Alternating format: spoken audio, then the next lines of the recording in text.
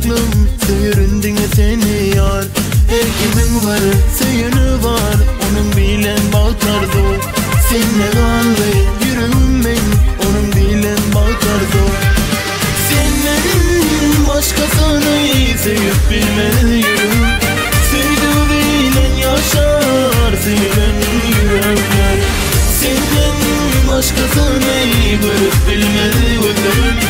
Dine seni sevip yaşar benim yüreğim.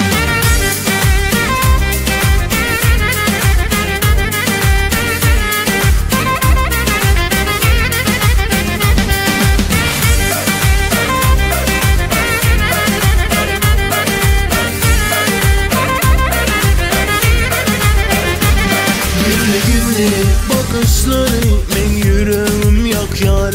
Nerede gülüşlerim aşk odunu açar. Gülünü görmesem onu bilmem, nerede yaramı. Hiç tat dilim şaşmarım öz dildarımı. Senden başkasını sevip bilmiyorum.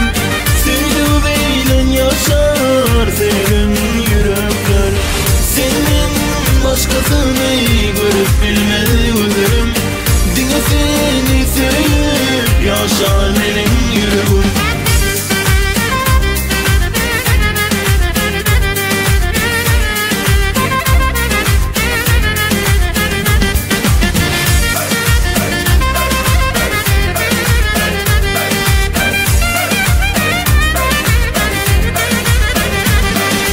Senden başkasını sevip bilmiyorum. Sevdiğiyle yaşar seven yürekler. Senin başkasını görüp bilmiyorum.